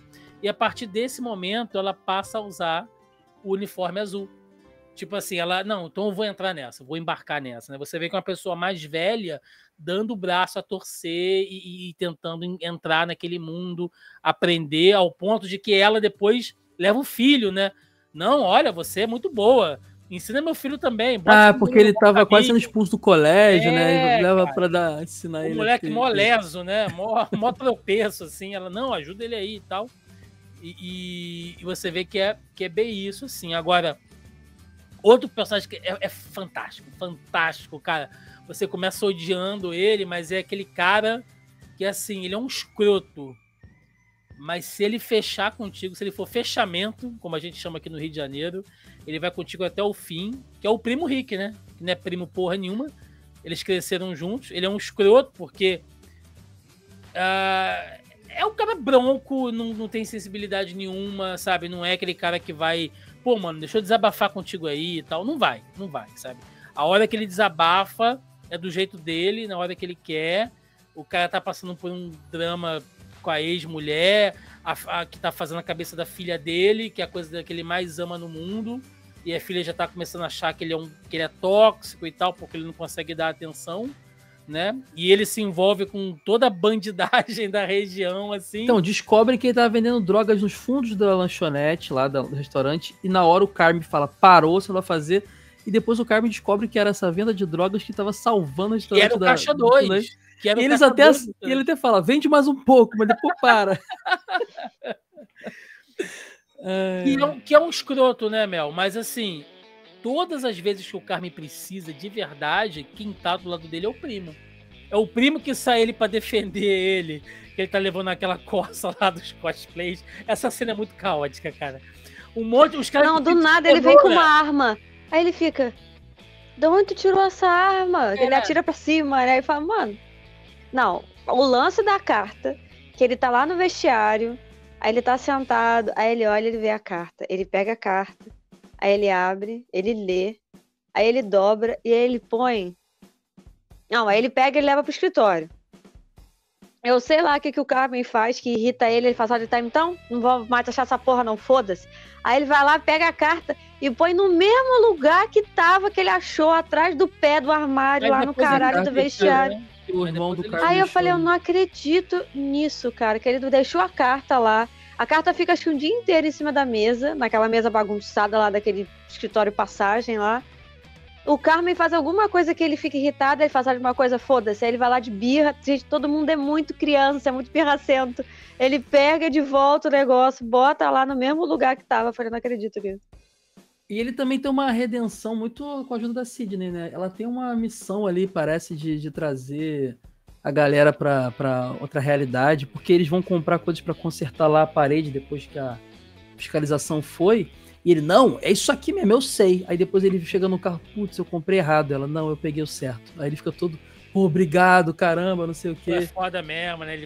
Aí ele vai e vira parceiro dela. Naquele momento eles já estão parceiro. Já... A gente entende, tem uma cena que mostra um flashback, né? Que é quando o Michael tava vivo, a gente vê o John Bertal ali fazendo um bife e tal, um bife rolê, sei lá. E aí... tá a Sugar, né, que é a irmã, que aparece de vez em quando ali, que ela tem uma aversão total ao restaurante, porque ela culpa o restaurante por todas as merdas que aconteceu lá na família dela. Então, ela direcionou a raiva, o ódio dela pro estabelecimento, então ela quer distância. Mas tem esse flashback deles todos juntos. E ali você vê que o Rick, ele tá, sabe... tá com uma aparência melhor, ele tá sorrindo, ele tá barbeado, ele tá limpo. E aí, quando vem pro tempo corrente, ele tá o tempo inteiro, cara, sisudo, sabe? Meio sujo, o cabelo, ele não corta a barba meio que por fazer. E ele... Não, eles não trocam de roupa, né? Ele tá imundo, Tá ele parece que ele sempre toma com aquela- banho. tá sempre com aquela camisa do Biff. E ele tem uma dificuldade, e é muito isso dessas pessoas que não se abrem, né? Da coisa do cara que acha que o homem não chora, que não pode, né, demonstrar fraqueza e tal. Ele não aceita, Caio, a morte do Michael de jeito nenhum. Todo mundo já aceitou. Até o Carmen, do jeito dele, começa a sair nas reuniões lá do AA para lidar com aquela situação e tal. O Rick, ele não aceita. A hora que ele aceita é a hora que ele entrega a carta e o Carmen fala pra ele: por que você não me entregou isso antes? Ele: porque a partir do momento que eu fiz isso, eu tô aceitando que o Michael tá morto. E aí você começa a entender a cabeça do personagem, né? Quando aquele tio deles lá, aquele padrinho, fica ligando, ele: pô, te liguei mais de 20 vezes aí pra você vir aqui pra me atender e tal. Ele fala: cara, esse número aí que você tá ligando é o número do Michael, ninguém atende esse número. Ele poderia ter atendido e dito: não é mais o número, mas se ele faz isso, ele, tipo assim, ele tá confirmando que o cara morreu. Sabe, olha, não liga mais pra esse número porque o Michael morreu. Então ele se nega a aceitar aquilo ali. É um drama bacana, sabe? Dá uma profundidade. Não, gente, é muito caótico, assim, porque às vezes eu tava assistindo, eu falava, eu acho que eu não tô prestando atenção o suficiente. Eu devo ter perdido alguma coisa, porque era tanto. Você falou do personagem do tio. O que é? A gente precisa falar daquela festa de aniversário de criança. Cara, o mais doido é que eles estão tomando alprazolam. Ele tomou o prazolam, que é o remédio que eu tomo de ansiedade. E a minha mãe toma essa porra também. É forte pra caralho esse negócio. Só que o prazolam é usado na gringa pelos rappers como droga. Porque você toma muito, fica chapadão e o cara tá viciado. Porque é forte. E ele não viu e bota o negócio na bebida e ele apaga todas as crianças e ele fala: essa é a melhor festa de infantil que eu já tive da vida. É o pai, né? O pai pensou, o Carmen pensou que o cara ia chamar a polícia pra ele. Ele, pô, tá de boa, tá todo mundo dormindo, tá ótimo. Não, todo esse episódio, cara, ele é caótico. Começa com ele e o Rick saindo no tapa pra decidir se vai colocar a camisa do restaurante no cachorro-quente inflável. Aí ele sai na porrada, estoura o cachorro-quente. Aí o Rick olha pra ele e fala assim: vou buscar o reserva. O que é pior, porque tem um cachorro-quente inflável reserva, cara. Na verdade, se você parar pra pensar, essa série ela é bem rápida, né? Ela é bem... Você fica sem fôlego. A Mel falou no detalhe que acho que eu perdi alguma coisa. Tem 2 motivos pra ela pensar isso, eu acho. Primeiro que a série ela não é tão autoexplicativa, assim. Ela não te pega na mão e vem, ó, isso aqui. Tu tem que embarcar. Tem coisa que eu tô descobrindo com vocês aqui que eu não notei vendo a série, entendeu? E ela também é muito rápida. Sim. Ela tem uma trilha sonora de rock e ela segue o ritmo das músicas. A música é fundamental na série. Eu quero até falar um pouco depois disso, porque assim, é muito boa a trilha e ela segue o ritmo da música. A música agitada, ela vai no ritmo da música. A gente vai falar sobre a música, mas até, Mel, já que você puxou essa cena da festa que é maravilhosa... Não, mano, é sensacional. Até nesse lugar que é meio caótico, né, que eles estão zoando ali e brincando, até nisso tem situações meio merda.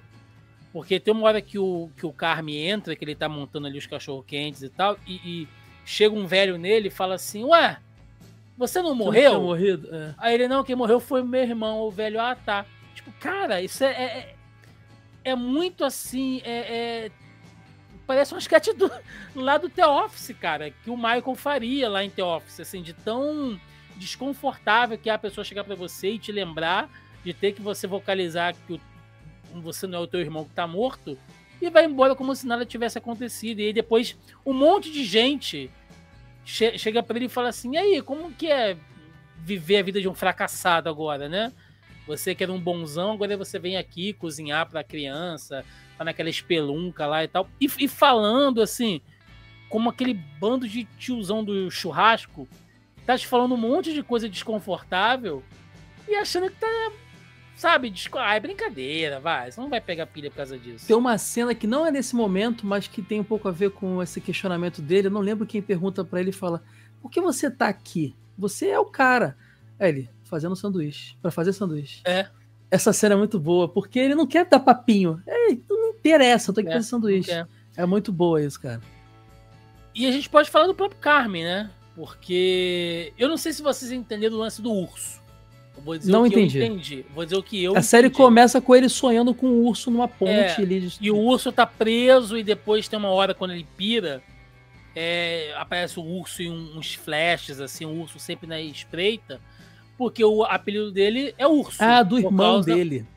O irmão dele, o apelido é Urso, né? Sim, por causa do sobrenome deles, né? Então, depois passam a chamar ele de... Berzato, né? Bear. Isso, passam a chamar ele de Urso também e tal. Mas o urso é a fera, né, cara? Que começa presa. É a fera que tá dentro do Carmen. Toda a raiva dele, todo o rancor, todo o sentimento ruim que ele tem em relação ao irmão, as merdas que ele passou, dentro dele tem um urso feroz que tá preso e tá o tempo inteiro assim, ó, arranhando pra sair, cara. Foi a interpretação que eu fiz, sabe? E até que no final ele deixa sair. Isso que eu ia falar, pode falar spoiler, né? Porque assim, a cena final da primeira temporada pra mim é o início da série. A impressão que eu tive é que eu vi um prequel do que vai ser a série. Sim. Porque no final eles tomam as rédeas, o negócio funciona, todo mundo se entende. E ele dá o nome de botar o letreiro do Bear. Cara, te falar que pra mim não precisava de outra temporada. É verdade. Acabou, né? Pra mim não precisava de outra temporada. Já vai sair agora, eu acho que mês que vem sai a segunda temporada. Eu queria que ele fizesse um programa de culinária. Eu acompanharia ele fazendo um programa de culinária. Mas eu acho que a série é tão redonda no que ela se propõe e ela consegue fechar todas as portas que ela abre. Ela consegue fechar a porta da relação do... E eu não tô encerrando o podcast não, tá, gente? Não é nada disso. Mas eu acho que é tão redondo, por mais caótico que seja, e é caótico, e tem alguns episódios ali que eu, particularmente em termos de roteiro, eu acho que tem uma certa barriga. Eu acho que o primeiro episódio, o segundo, eles são muito caóticos, e aí o meio você tem meio que uma barriguinha ali, e aí os últimos eles dão mais uma acelerada, tipo os primeiros, e meio que fecham. A série não é perfeita, obviamente, mas ela tem essa barriga, e ela, né, tem esse descanso, esse suspiro de alguns episódios que eu particularmente me incomodou, mas ok, não é nada de, ai meu Deus, que porcaria, não tem nada a ver com isso. Mas eu acho que não todos, se a gente for parar pra pensar, a gente já falou disso aqui, a gente já encerrou inclusive alguns ciclos dos próprios personagens.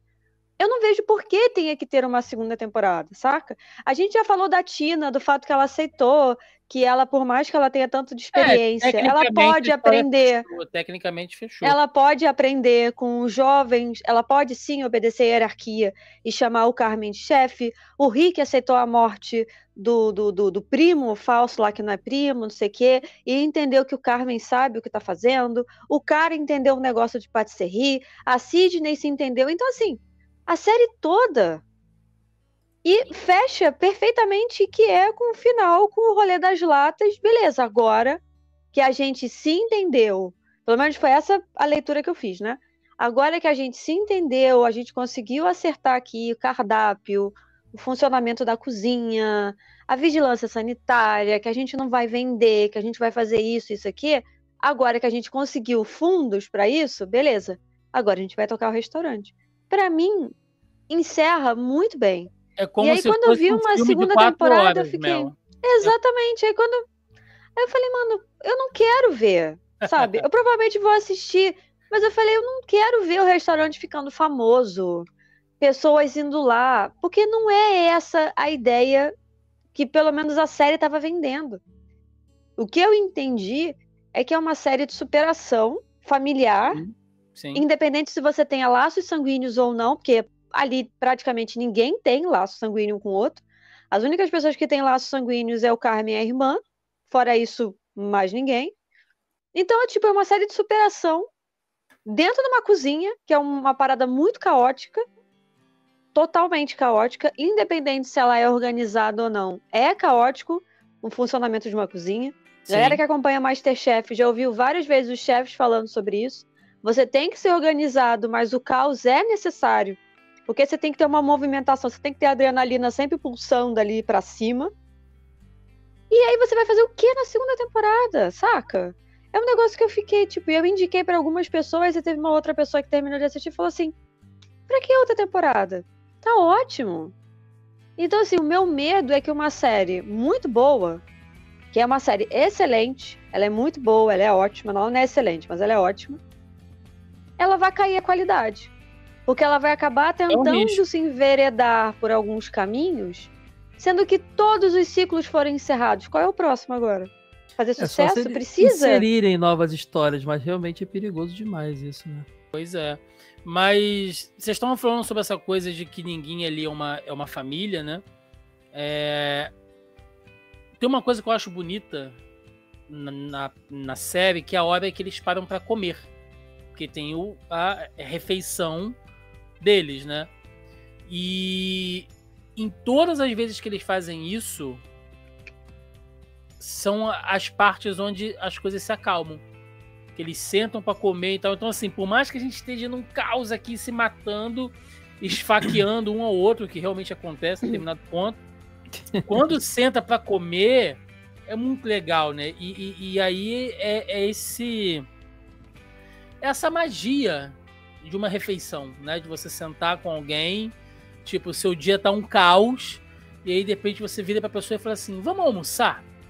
E aí naquela meia hora, 40 minutos você tá ali comendo, você conversa de alguma coisa, desabafa, fala de um filme que você viu, faz uma fofoquinha, papapá, aquilo, sabe? Quando você volta, tu já deu aquela, né? Você alimentou a alma, alimentou o humor e encheu o bucho, cara. Então é bem bacana quando a gente vê que a hora que eles sentam para poder comer são as únicas horas de paz ali entre eles. E o Carme tá destruído, né? Se a gente fosse seguir por essa linha, assim, o ponto...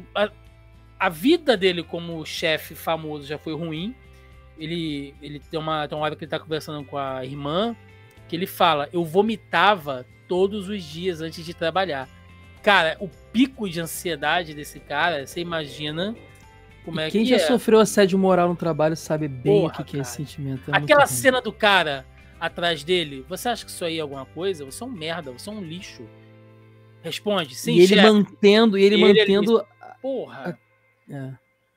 Pesado aquilo ali, pra cacete. Dá um puta gatilho, né? Pra quem já passou por esse tipo de situação. Ao ponto do cara acordar, ele cozinha sonâmbulo, cara. Botando fogo na casa, assim. O cara tá num pico. Ele botou pra cozinhar pacote de Doritos, de salgadinho. Ele botou nas panelas, ele dormindo. Acendeu os fogos. Que ele ia comer um salgadinho, mas ele tá pensando no restaurante. Ele começou a se ligar a frigideira e botou os pacotes. Né? Sim. E você só vai entender assim, realmente o que tá se passando com ele, né? O que é esse urso que tá dentro dele, depois que rola. Por quê? A gente tem todo esse caos e tal, mas num determinado momento as coisas vão se acertando.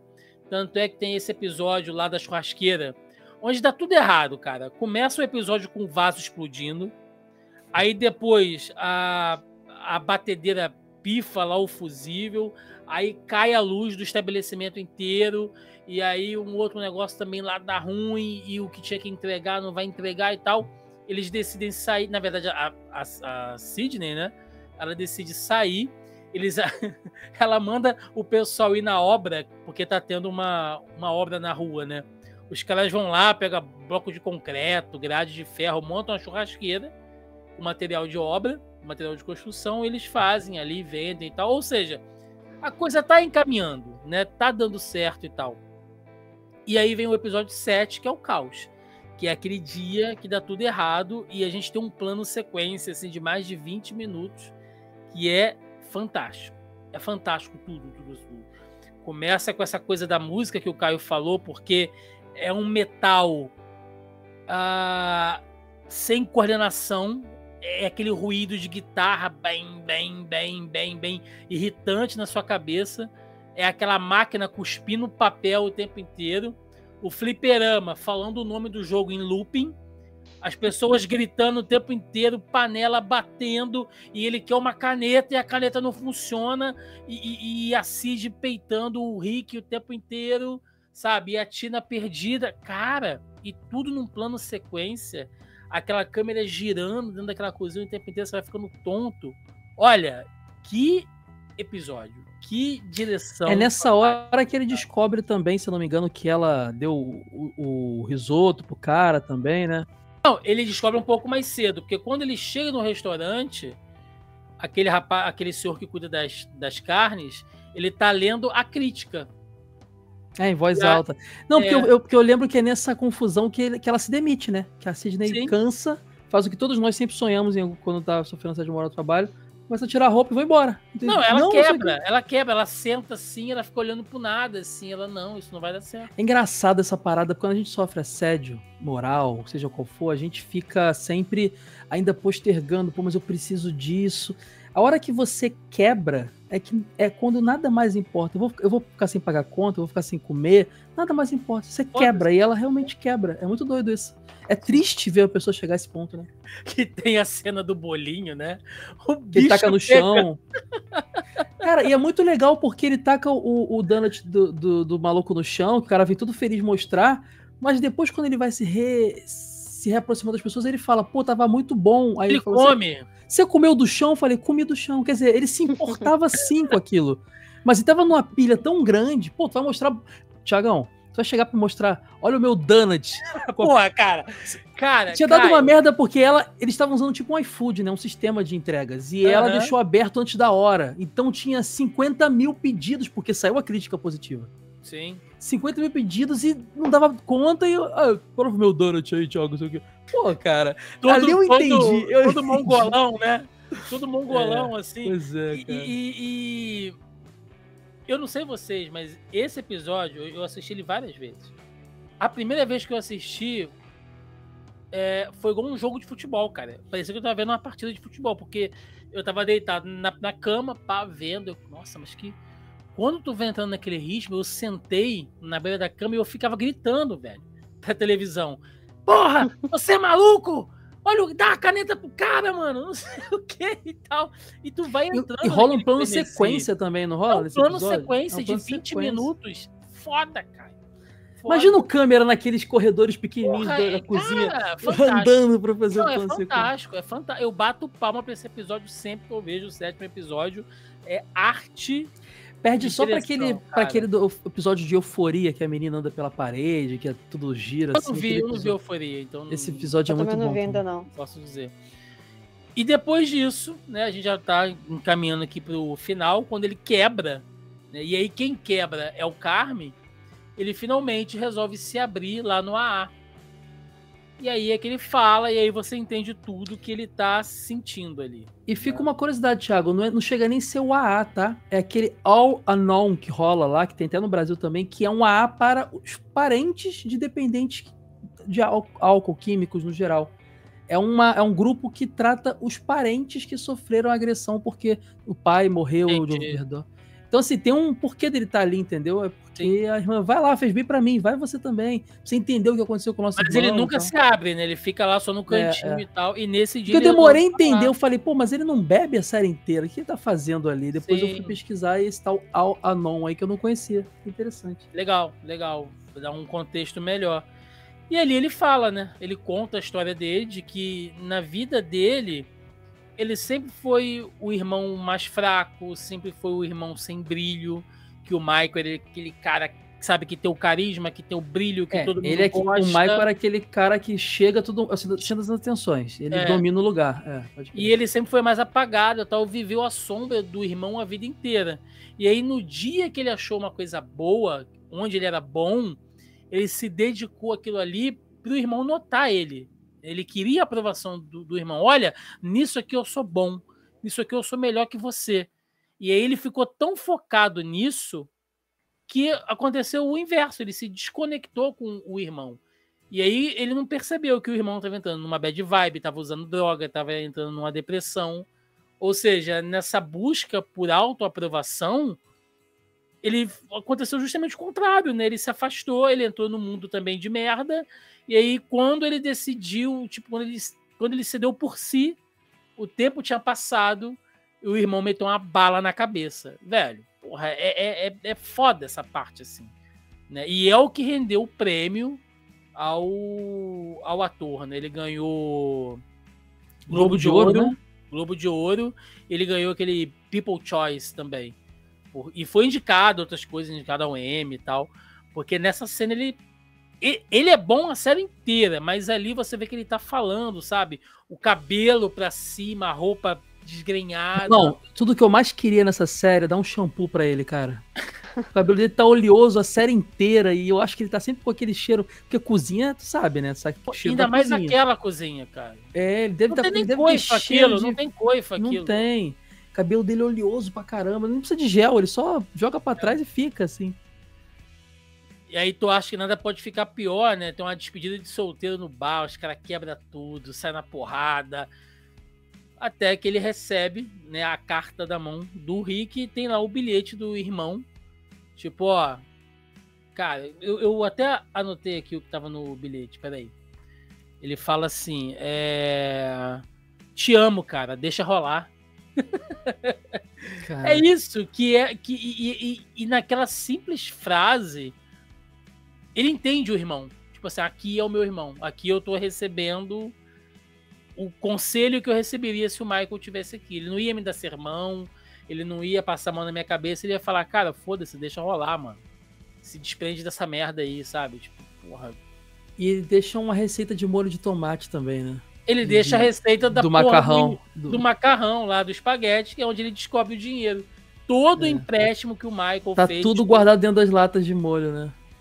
Que salva. E tem uma cena do primeiro episódio, quando o primo perturba ele pra fazer o macarrão, aí uma hora que ele tá chateado, ele vai se render, ele começa a abrir a lata e depois ele joga fora, desiste. Ele para. Se ele tivesse aberto aquela lata no primeiro episódio, nada teria acontecido. Sim. A série seria outra coisa. Sim, então eu vou deixar vocês fazerem as considerações finais, né? Mas é uma série, como o Caio falou, ela é frenética, né? Ela não ela não vai te explicar nada, tu vai absorvendo aos poucos.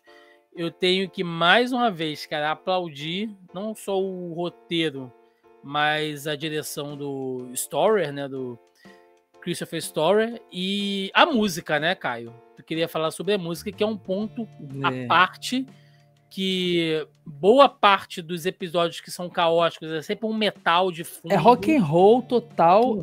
A série começa tocando aquela música New Noise do Refused, que é uma banda de sueca de punk hardcore que é muito... Quem curte hardcore sabe que endeusa essa banda, eles são bem meio low profile, assim, tal. Essa música, essa New Noise do Refused, e ela é metálica, ela é quase industrial, e a série começa assim, eu já falei, cara, quero ver o que vai rolar. E aí tem Pearl Jam, tem Radiohead, tem Genesis, tem Wilco. Então, até nos momentos mais sentimentais, assim, é rock and roll. É uma trilha de rock, cara. É uma série de rock, assim, muito legal. Quem curte ver Quase Famosos, esses filmes aí que abusam de trilha bacana, de coisa, que curte rock and roll, vai curtir essa série pra caramba, porque... E assim, as músicas são escolhidas... É quase, Thiago, um musical ou quase um lance meio sincronizado, assim, porque sim. As músicas são escolhidas a dedo pra embalar aquela cena, e a cena, ela segue o ritmo da música, assim. Sim, inclusive a parte instrumental também, né? E todo episódio tem de 3 a 4 músicas, tá? Sim. Não é bem musical. É uma série bem musical, agora pra não pensar, né? Uma série bem musical. É muito boa. E tem uma coisa que a gente gosta, né, Mel? Locação única. Tudo se passando dentro do restaurante, praticamente o tempo inteiro. Puta fotografia. Olha, tecnicamente, vai da série. Eu gosto dos closes no preparo das comidas, com aquele fogão sujo, assim, mas você vê... Aquela panela torta, né, boleada, assim, toda torta. Do cal, cara, daquele lugar tudo bagunçado, aquela galera desorganizada, pra ele cortando em julienne, o negócio certinho, para as técnicas sendo aplicadas, assim. Eu acho demais essa série, cara. O close. Às vezes eu ficava até assim, não sai não, deixa, não quero saber se ele tá brigando com o cara, deixa, eu quero um pouquinho mais ele cortando a cebola, sabe? Eu ficava meio impactado, assim, com as cenas close de cozinha. Tem até uma cena muito boa que eu queria citar também, que a gente não falou, que é um sonho dele também, uma hora delírio que ele tem, que ele tá apresentando um programa de culinária, e ele começa a assumir tudo dele, assim, que ele tá usando, e isso representa as perdas que ele tá tendo e tal. Então, eu queria ver um programa de culinária dele, cara, de verdade, eu assisti amarradaço. Provável é um negócio que vai aparecer na segunda temporada aí. Será que vai virar apresentador de TV? Podia ser, né? Todo mundo, caramba, você quer... Volta pra raiz, volta pra suas bases, aquela coisa que o pessoal fala. Então eu vou deixar agora as considerações finais da série, né, antes da gente partir para o nosso encerramento. Então, Mel, você já disse que não precisa de uma segunda temporada, mas amarrando tudo, né? O Urso. Vale a pena o pessoal ir conferir, ir atrás. Tá vindo a segunda temporada, a gente deve assistir, né? A galera que tá assistindo aqui ou ouvindo o nosso podcast também, se gostou, né, vai acompanhar. Mas é uma série que dificilmente alguém vai ter algo para pegar no pé, né? Ah, sempre tem, né? Sempre tem a galera chata aí. Cara, mas eu acho que assim, vale muito a pena assistir, ainda mais depois de tudo que a gente falou aqui, e principalmente pra quem gosta, né, de coisa de comida, de caos, porque assim, é um caos a série, saca? Você não vai ficar entediado em momento nenhum, porque tá sempre alguma coisa acontecendo, tem sempre alguém brigando, tem sempre um troço ali que você fala, meu Deus, tá, mas de onde começou isso? Pra onde que isso vai? Então, assim, é uma série muito frenética, entediada é um negócio que vocês não vão ficar. Mas eu tenho real medo do que vai acontecer para a segunda temporada, porque eu acho que não precisava mesmo. Eu não sei quais argumentos que eles vão usar, qual que vão ser os novos plots e tal. Vou assistir, né? Tá passando no Star Plus, se eu não me engano, aqui no Brasil, porque é da Fox, né? Tudo que é original Hulu é transmitido na Fox, onde não tem a opção de Hulu para assistir. E deve chegar pro Star Plus. Então vamos ficar aguardando. Eu só acho que as pessoas têm que começar a ver umas coisas mais diferentes, assim. E como o Thiago falou no início, a Beth é um negócio que fez sucesso no boca a boca. Principalmente no boca a boca. E aí todo mundo começou a assistir. E aí virou sucesso. Aí foi ganhar prêmio. Aí foi fazer não sei o que, um monte de coisa. Mas inicialmente boca a boca. Sim. Ó, aqui tá dizendo que dia 22 de junho no Star. A galera pode conferir aí a segunda temporada, mas a primeira já tá lá, né? Se você estiver ouvindo esse podcast quando ele saiu, né, na véspera aí, talvez já tenha saído a segunda temporada, mas a primeira também tá toda disponível aí pra gente conversar sobre isso. Caio, o Urso, vale a pena? Eu não gosto de comida, não ligo pra comida, eu não gosto de MasterChef, não gosto de nada disso. Ainda assim, é uma série bacana? Ah, total, cara. A comida, ela não é a gente falou pra caramba de comida aqui, mas não é o protagonismo do negócio, né? A comida, ela é o background do negócio. São as relações ali humanas mesmo que são o foco, o lance do luto, o lance da amizade, essas coisas todas de que a gente comentou aqui o episódio inteiro. A comida é um background, então dá pra você curtir. É que pra gente é um deleite, né? A gente curte esse tipo de história, a gente curte o universo gastronômico, então fica uma coisa incrível, assim. Mas eu acho que é uma série muito, muito interessante, porque é uma daquelas séries que você não sabe de onde saiu, simplesmente apareceu e é muito bem feita. É quase um filme mais longo, assim, o que a Mel falou, sim, né? Começa e encerra ali. Poderia muito bem ser um grande filme aí, ganhador de Oscar. Como ganhou o Globo de Ouro e tudo mais. E eu acho que se você gosta de Breaking Bad, séries com grandes fotografias, se você gosta desse tipo de obra assim, você vai curtir demais o Urso, cara. E é aquela série, se não me engano, tem 8 episódios, eu acho, 8 e você episódios. Não consegue parar, assim. Eu comecei a ver uma madrugada e eu fiquei muito irritado que eu comecei a bater cabeça. Sabe quando você começa a bater cabeça, tem que ficar voltando pra você... eu perdi. Aí depois você desiste e fala, melhor pra desistir, entregar os pontos, amanhã eu vejo. Então eu não consegui ver numa tacada só por isso, entendeu? Porque eu tava brigando comigo mesmo pra continuar vendo, assim, a série. E trilha sonora impecável. Assim, a Mel até falou que ela não é excelente. Eu não tenho a mesma bagagem que vocês têm com séries, eu não sou de ver grandes séries, assim, mas eu acho que ela chega bem perto de excelência, assim, sabe, cara? Eu gosto muito dessa série, gostei muito dessa série. E ao mesmo tempo, eu acho muito perigoso você falar que alguma coisa é excelente, saca? Sempre vai ter uma galera pra... Entendi. Porque assim, pra mim, a série é de fato muito boa. Ela é ótima, mas ela tem a sua barriga ali no episódio, sei lá, do 4 ao 6, que você dá uma arrastada, entendeu? Não acontece muita coisa... Eles meio que eles botam a parada em fogo brando, vamos chamar assim. E aí pra depois eles botarem em fogo alto, exatamente, pra depois eles botarem em fogo alto de novo. Então ela tem uma quebra de clímax ali um pouco, né? Ela tem uma quebra de ritmo que eu acho ruim, né, pro nível que tava a série e tal. Não atrapalha, não influencia a experiência de ninguém e tal, mas pra mim é uma falha. E é por isso que eu acho, a série é ótima, trilha sonora, fotografia, close, tudo, atuação. Mas tem essa quebra aí bem no meinho, que dá uma esfriada aí. A parada meio que fica ali cozinhando em banho-maria e esquece. E eu fico bem nesse lance que a Mel falou de, tipo, achar que é muito arriscado continuar essa história. As chances de vir algo bom são muito pequenas, porque tudo foi encerrado, então eles vão ter que criar coisas novas. Sabe quando se estende alguma coisa pelo sucesso, geralmente dá errado, né? Uhum. Mas, ao mesmo tempo, eu tô a fim de ver. Eu quero ver. Nem que seja pelos closes de comida, pela música e tudo mais, assim. Então eu tô nesse misto aí. E vou torcer muito, mesmo sabendo do risco. Eles devem colocar algum interesse romântico pro Carmen, eu tenho certeza. Isso com certeza vai ter. Deve rolar um lance dele, tipo, ser chamado de novo e ir pra um lugar foda e ele ficar naquela, pô, ajudei isso aqui a se levantar, mas rolou oportunidade, fico, a galera, fico, sei lá. Deve rolar uma parada desse tipo. Eu não sei se ela é uma série de muitas recompensas, não. Eu acho que ela fecha dando essa impressão, tipo, o cara achou uma grana, agora ele vai reformar tudo, mas eu acho que pode começar com a temporada, tipo, cara, não é só o dinheiro que vai dar jeito não, sabe? Eu acho que, na verdade, isso vai abrir portas para outros problemas. De repente aparece um outro agiota. Tem coisa que não foi concluída. O lance da criminalidade na região, o lance das drogas do primo dele. Tem coisa que não foi fechada ainda, se você parar pra pensar, que dá pra explorar mesmo. Se bobear, o Michael pode ter pego o dinheiro com a máfia, sei lá, os caras vão querer ter uma parte lá dos negócios. Ou a Sidney vai abrir uma concorrência de frente, assim, já Será? Contra o outro.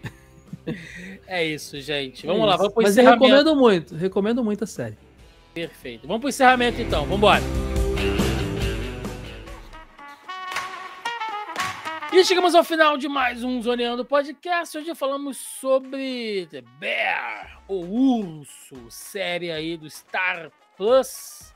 Série de comida, de caos, de comédia, de drama. Uma das melhores coisas que eu vi no ano passado, com certeza. Então acho que a gente bateu um bom papo aqui.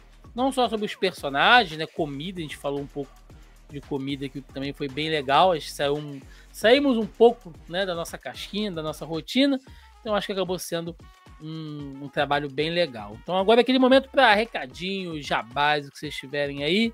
Melissa Andrade, que este ano está fazendo cosplay de Marcos Lázaro. Está participando quando dá. Como é que tá a vida aí? É porque você quer fazer tudo terça-feira. Terça-feira não dá, porque eu faço live e aí bagunça tudo, não tem como. Vai lá, faz o jabazão aí. É isso, gente. Estamos com as lives de jogatina lá na Twitch, né? Essa semana batemos algumas metas aí do canal. Chegamos a 1.000 seguidores. Obrigada. Que bom, parabéns.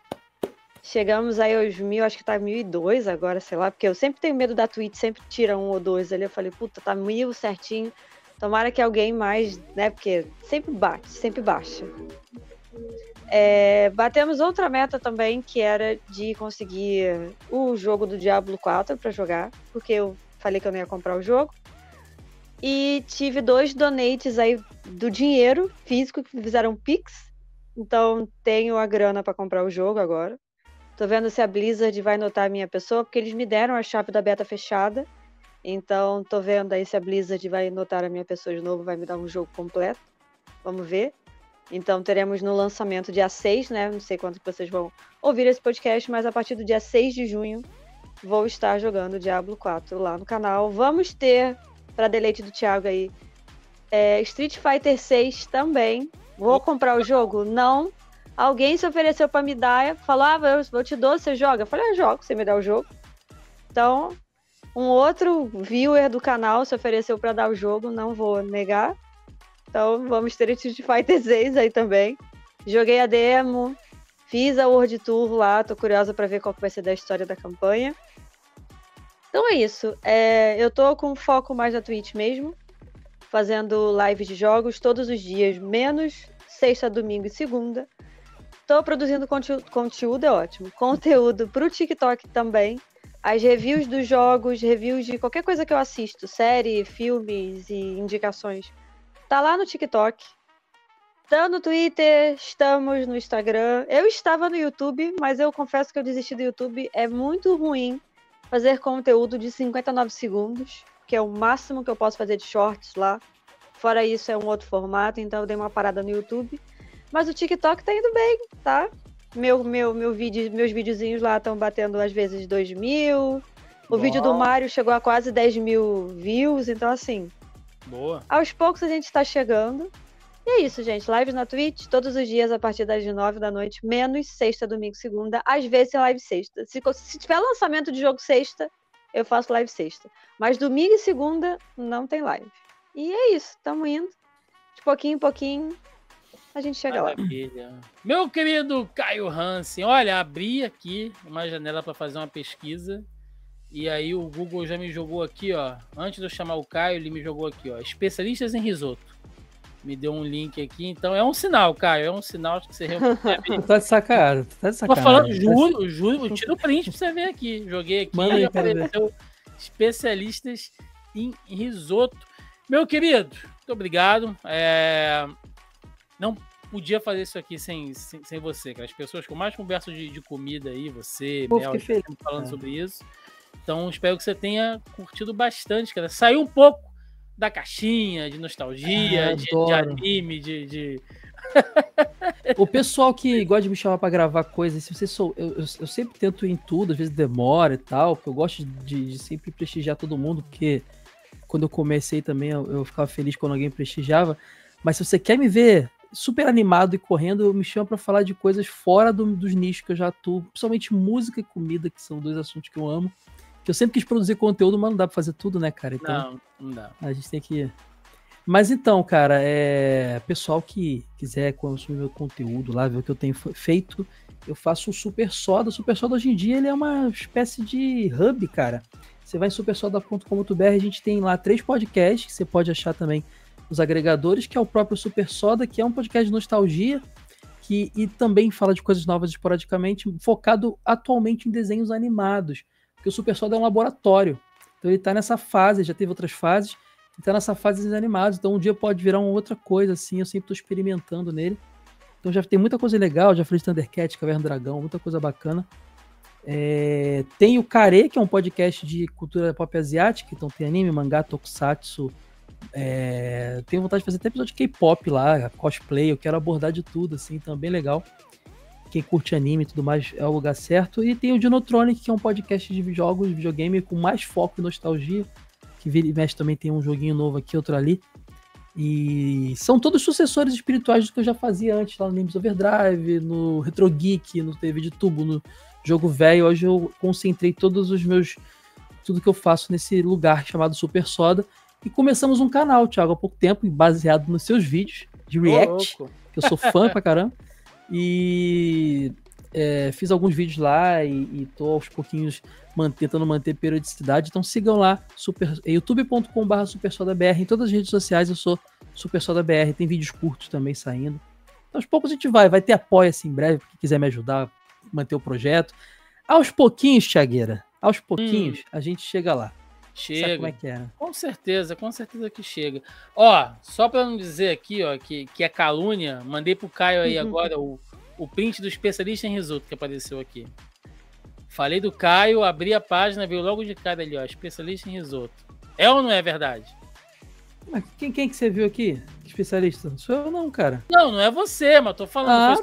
Foi só pensar em você que automaticamente o algoritmo me levou. Mas aí não é pensar, você falou. Entendeu? Estamos sendo espionados. Eu falei Caio Hansen, o Google já joga pra risoto, não joga pra mas o Google... porra nenhuma. Joga pra risoto, que é o que o Caio mais produz na internet. Meu conteúdo mais recorrente não é videogame, não é anime, não, é risoto. É comida. É comida. Mas é isso, gente. Galera, recadinhos de sempre, tá? Mais uma vez, lembrando que você agora pode ouvir o Zoneando Podcast de 2 maneiras. Você pode ouvir a gente como um podcast tradicional, como vocês já fazem aí na sua plataforma preferida de podcast, de áudio digital, seja no Spotify, seja no Google Podcast, no iTunes, no Deezer, enfim, onde quer que você escute seu podcast, né? Você pode nos encontrar aí, basta procurar por Zoneando Podcast, que vocês nos encontram, ou agora com a possibilidade também de nos assistir diretamente no nosso canal do YouTube. Lá entra no YouTube Zona E, vocês acham a gente toda sexta-feira, sábado ali quando dá uma atrasadinha, tem uma edição do Zoneando Podcast para vocês nos encontrar também. Então você vê as nossas reações ali, a gente gravando, é bem legal, acho que mudou bastante essa dinâmica, né? A gente começou fazendo isso esse ano e está sendo uma experiência muito, muito bacana. Além disso, no nosso canal do YouTube também, outras atividades, tem vídeo de reação aí que o Caio citou aí, tem os nossos reviews. Toda quinta-feira tem a nossa live da semana. Eu, Carol Tive Martins, Marcelinho Delgado e convidados esporádicos ali com as notícias da semana da maneira mais caótica possível, né? Além disso, também estamos nas demais redes sociais. Estamos no Facebook, no Twitter, no TikTok. Tá lá também produzindo videozinho. E no Instagram, né? Lembrando que neste momento, né? Só 2 disclaimers aqui mais rapidinho. Pra galera que escuta a gente pelo Spotify, nós estávamos com 2 feeds pelo Spotify, que era uma treta antiga que estava precisando resolver e agora conseguimos, né? Então, agora a gente unificou os 2 feeds. Então, se você parou de receber ou aconteceu alguma coisa, dá uma olhadinha aí no Spotify, que agora só tem um Zoneando Podcast, né? A gente unificou tudo.